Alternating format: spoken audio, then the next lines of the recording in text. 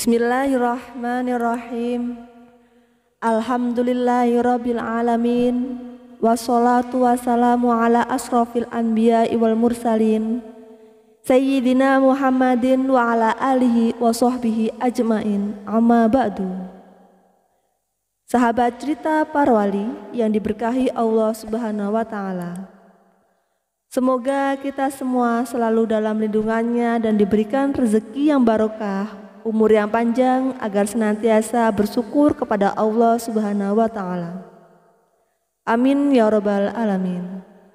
Kali ini saya akan berkisah tentang belajar kebijakan hidup dari Sunan Kalijaga.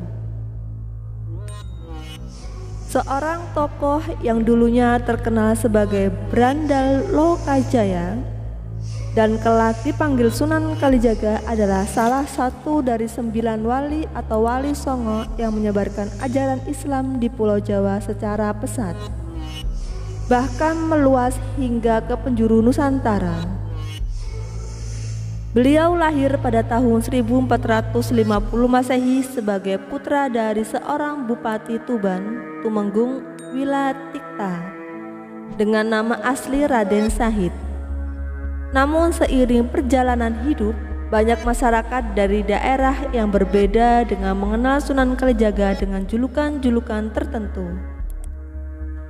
Beberapa di antaranya Syekh Melaya, Lokajaya atau ketika di hutan Jatisari, Raden Abdurrahman, Pangeran Tuban, Kidalang Sida Brangti atau di Pajajaran, Kidalang Kumendung di daerah Purbalingga, Kidalang Bengkok daerah Tegal, dan Ki Unehan di Majapahit.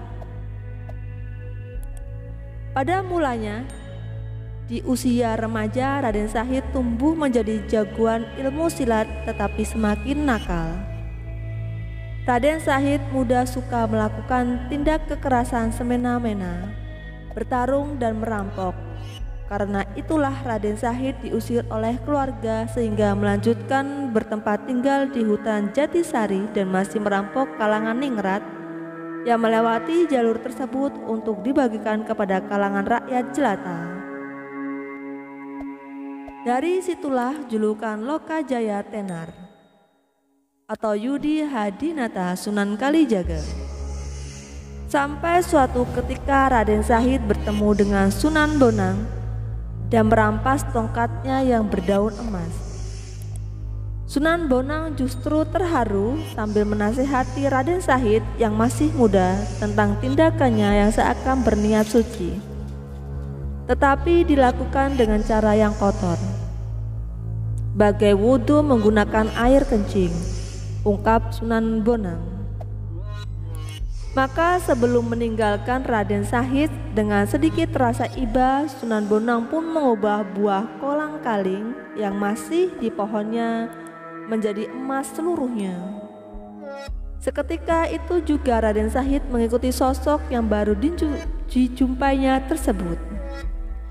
Karena ingin berguru ilmu kesejatian kepadanya dengan bekal ilmu silat dan jiwa yang tangguh, Raden Sahid akhirnya mempelajari banyak ilmu dari Sunan Bonang, seperti kesenian, kebudayaan masyarakat lokal yang membuatnya memahami dan menguasai kesusastraan Jawa, pengetahuan falak, serta ilmu pranata mangsa atau pembacaan cuaca. Bahkan ilmu-ilmu ruhanilah dalam ajaran Islam juga beliau selami sampai diangkat menjadi wali di tanah Jawa. Setelah mendapatkan gelar Sunan Kalijaga, beliau disarankan oleh Sunan Bonang agar pergi haji mengunjungi Ka'bah di Mekah. Namun pada perjalanannya saat tiba di wilayah Malaka, beliau bertemu dengan guru-guru lainnya, yakni Maulana Maghribi dan Nabi Khidir.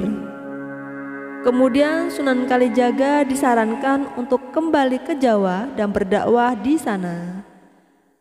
Daripada sekadar melihat Ka'bah bikinan Nabi Ibrahim secara zahir, yang justru akan rentan menjadi berhala di hati jika terus terbayang-bayang, alangkah baiknya engkau ajarkan ilmumu kepada masyarakat di tanah Jawa.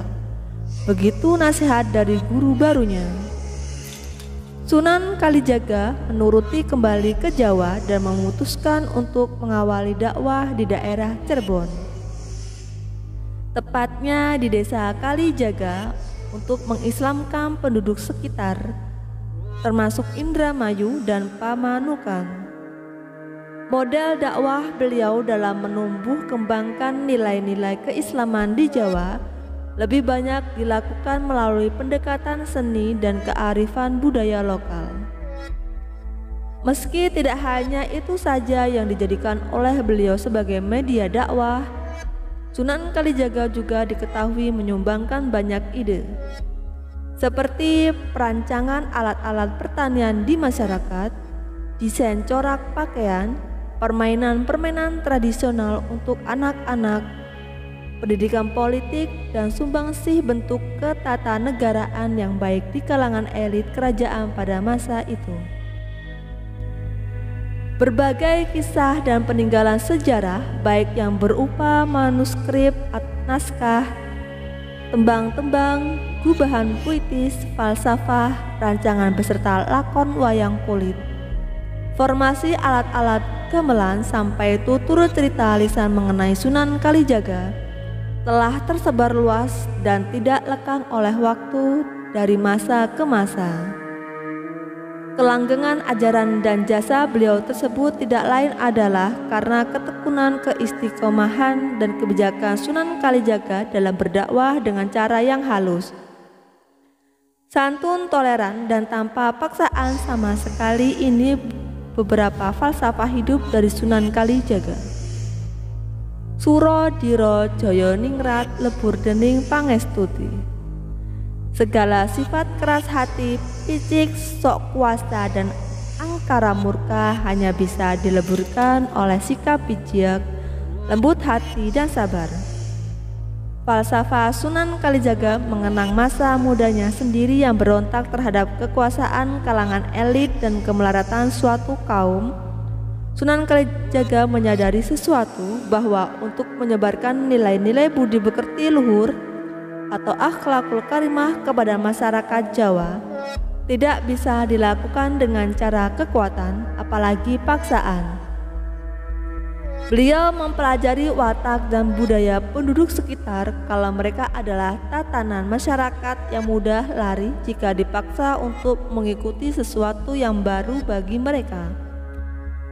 Tetapi mereka suka dengan kesenian, keramahan, dan nilai-nilai luhur yang serupa. Sunan Kalijaga pun merancang pendekatan yang sesuai dengan penduduk Jawa, yaitu akulturasi budaya, dengan menyisipkan nilai-nilai keislaman ke dalam segi-segi budaya lokal. Sunan Kalijaga berharap mutiara agama Islam dapat hidup menyala terang secara abadi di hati masyarakat selama-lamanya. Uripku iku urup, artinya hidup itu nyala, hidup itu hendaknya memberi manfaat bagi orang lain di sekitar kita. Semakin besar manfaat yang bisa kita berikan, tentu akan lebih baik. Falsafah Sunan Kalijaga sepanjang usianya yang diperkirakan 131 tahun, beliau tidak habis-habisnya berjuang dengan berkeliling ke berbagai daerah demi pengajaran nilai-nilai kemanusiaan.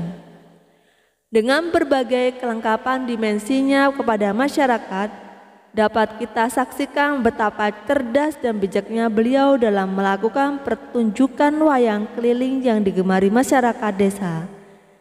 Dan tiketnya bukanlah memakai uang atau barter, melainkan 2 kalimat syahadat: kebijaksanaan, keluhuran budi pekerti, tawakal, dan kewaskitaan ilmu batin beliau tanamkan melalui hal-hal yang seakan dipandang sepele, tetapi mampu bertahan lama melintasi berbagai zaman, mulai dari fase akhir kerajaan Majapahit, Demak, Pajang, hingga masa awal Mataram. Beliau juga merupakan salah satu wali yang memiliki banyak karomah dan keistimewaan. Keistimewaan beliau yang utama adalah keluasan jiwa, toleransi dan tenggang rasa yang tinggi.